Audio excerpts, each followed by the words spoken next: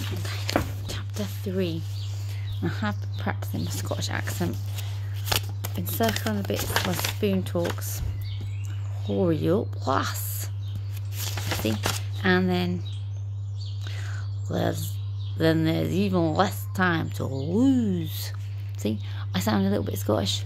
However, if I can keep it up in the book, that's the problem. Anyway, I have been practicing. I just wanted you to know. We're up to chapter 3. In chapter 2, remember, we've got up to the point that they are... Oh, that's right. They've come to a destination where they have to go and buy things, almost in a way for them to park the house. It's like their parking permit. And they have to buy different things. So they've all been set to task to go out and buy socks, sweets, I don't know, all different things. So, sounds interesting, doesn't it? And Nine's looking forward to it because she's got this pocket full of money, this little purse of money. Okay, chapter 3. The first thing Nine noticed was that there was a tiny wicker shopping basket the size of a matchbox floating outside the door, level with her eyes. Its little handles were flopped by its sides. The second thing she noticed were the magnificent houses that surrounded them closely everywhere. It was like they had landed in the middle of a crowded street, except there was hardly any space between the buildings. Some were more like overbearing castles, built of black or grey stone, with tall towers and arrow-slit windows, and some even had a drawbridge. Others seemed to be built of smooth, polished marble, gleaming and spotless, and twice as tall as the house at the edge of magic. All of them had turrets and towers and windows, and looked a darn sight better than their house. Nine quickly glanced back at their own 11-storied home, rickety, wonky, with rooms jutting out everywhere, like they'd been slapped on in a hurry by an architect who was blindfolded and probably half asleep. Still, she wasn't sure she'd change it. "This is the house park," explained Flabbergast, standing next to Nine. "Everybody always polishes up their houses before they arrive." "Almost everyone," said Nine. She glanced up at the ramshackle house. "Our house is magnificent, just the way it is," said Flabbergast, lifting his nose further up into the air. A wonky roof tile fell off and dropped right by Nine's foot. Flabbergast stared at the tile and sighed defeatedly. He pushed a couple of dark brown coins into Nine's hands. "These are called yonders, madam. Would you be so good as to arrange the parking ticket? The meeting's just over there." He waved his arm in the direction of what looked like a bronze statue of a dragon sitting on top of a stone pedestal. "And don't annoy it, or it'll give you a fine." "How on earth do you annoy a parking meter?" "I'm sure you'll find a way, madam," Flabbergast said curtly. Nine snorted. The floating basket stayed hovering at the front door as Nine began to move forwards towards the meter, when Cascadia crashed into the back of Nine's knees. "Blimey," she said, pointing with a stony hand towards a particularly austere-looking black castle with jagged spires lining the turrets. "I spent years of my life sitting on that one." Kaz rubbed her stony backside and seemed to wince at the memory of it. "I tell you, I don't fancy bumping into Melissa, the unnecessarily spiteful." "Can't think why," said Nine. "She sounds lovely." "Hurry up, lass," bellowed Spoon from behind. "All right," said Nine, marching on towards the parking meter. The little bronze dragon statue was half as tall as Nine, but sitting on the pedestal brought it up to her eye height. It was sitting on its hind legs, its tail wrapped around itself, and its eyes firmly shut. A black cloak rested on the ground behind it. Nine wondered how exactly she was meant to pay for parking. Tentatively, she reached out a finger and prodded it. The bronze statue opened one eye. "No," said the dragon. "It's too busy. I want a nap." "But I need a ticket," said Nine, prodding the statue in its ribs. "Stop it! That tickles. I can fine you, you know." Nine sighed. "I just want a parking ticket." "And I just want a nap. My belly's absolutely full. Makes me all sleepy." The dragon yawned. "But I need a ticket." She prodded the statue again. All right. One last ticket. And in return, you pick up that cloak on the ground and there and put it over me. It's blown off again." "Fine," said Nine. "Coins," said the dragon, opening its mouth. Cautiously, Nine dropped the yonders Flabbergast had given her inside the creature's mouth. It swallowed them with a big gulp, followed by a clanking of metal as the coins landed in its stomach. The dragon squirmed a little, as if it was trying to get in the right position for something. "Where's my ticket?" said 9. "Hang on, it's coming," said the dragon. "It's coming." It squirmed again, then opened its stony jaws and let out an enormous burp. As it did so, a little ticket came flying out of its mouth. 9 grabbed it quickly before it fell to the ground. "That's disgusting," said 9, holding the ticket with the tips of her fingers. The dragon shrugged. "That's business. Cloak." 9 picked up the cloak and threw it over the dragon. It had a handwritten sign on it saying "out of order." Underneath the cloth, the dragon immediately began to snore. 9 marched back to Flabbergast, who tucked the ticket under the door knocker before turning back to her with a grin. "Now we can, oh dear," his grin fell. "Ah, now what?" roared Spoon, jumping up and down on the spot with his spindly little legs. "That house over there," said Flabbergast. "It belongs to my Aunt Ophelia. That means she's here." 9 followed his gaze to a narrow, overbearing house built of blood-red granite. 3 tall, spiky towers with narrow windows made the house look like a rather unfriendly trident.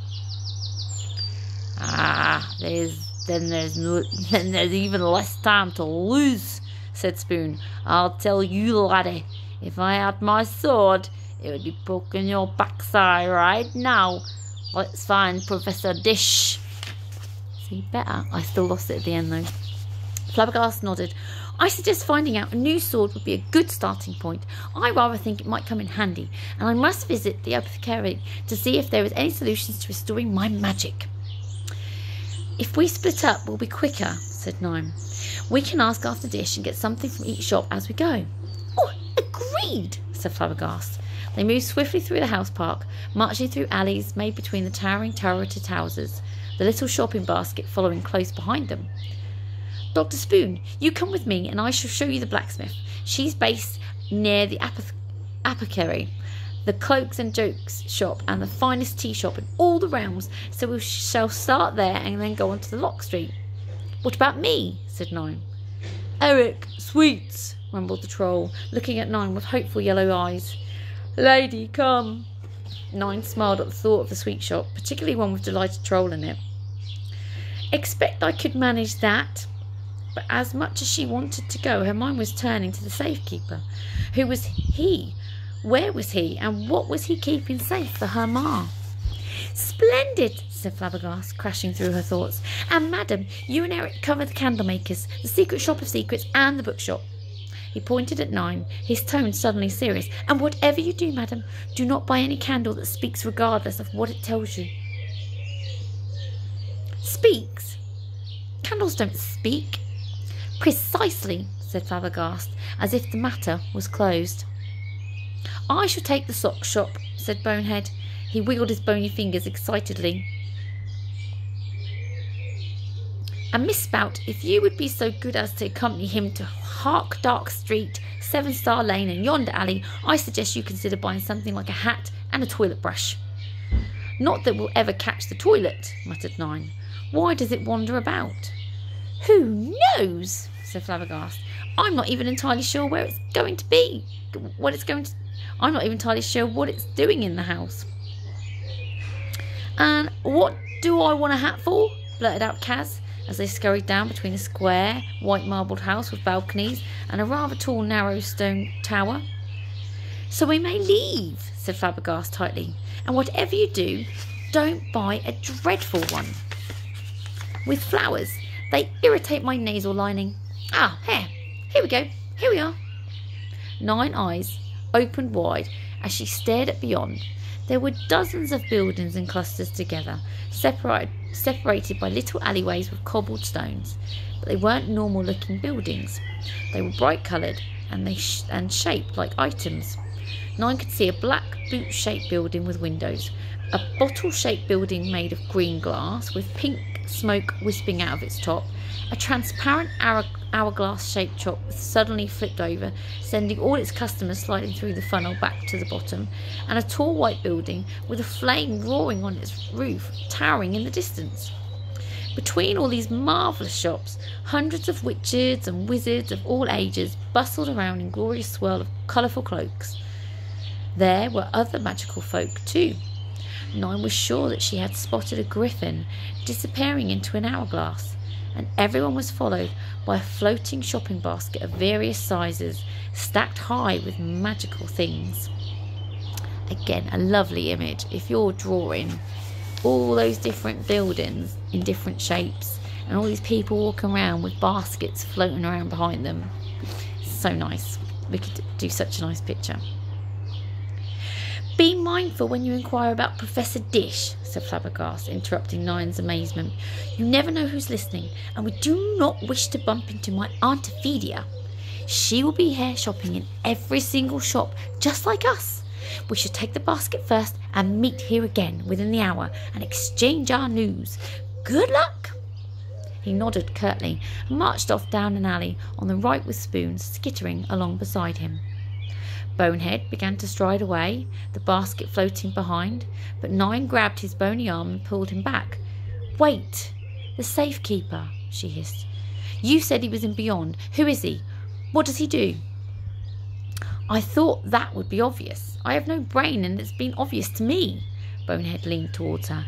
He keeps things safe, of course. He lowered his voice ominously. For a price. Those things are important, yet dangerous. Rather like him, I suppose. 9 frowned. Why would her ma have something dangerous? Where can I find him? Haven't the foggiest. He moves around from location to location. That's how he keeps things safe. But I wouldn't find him if I were you. Trouble awaits, without a doubt. 9 sighed in frustration as Bonehead leaned away from her again and wiggled his fingers. I'm rather excited about the socks. They might have fluffy ones. He strode away down the street. Kaz looked at 9. Course us gargoyles know a thing or two what were not meant to. No, course us gargoyles know a thing or two that we're not meant to, she said. Very good at sitting still and airing stuff. You know what I mean? Not being noticed. I'll make inquiries about your safekeeper. Really? Thank you, Kaz, said 9. Come, Cascadia, the skeleton boomed over his bony shoulders. You must buy a hat. Me head's made of stone. Not exactly a problem if it gets wet, is it? Kaz muttered, but she scuttled after him, trying determinedly to keep up on her short, stony legs. 9 turned to Eric after the others disappeared into the crowd. He had pulled his tail forwards and was wringing it. Keeper, danger things, said the troll with big worried eyes. Don't worry about it, 9 said. She gave him a smile. Eric, sweets. Eric gave a wonky, tusky smile, but his eyes still looked a little bit worried. Eric, sweets. He trundled away over the cobbled stones, and 9 followed behind. Important and dangerous. What had her ma left behind? And that takes us to chapter 4.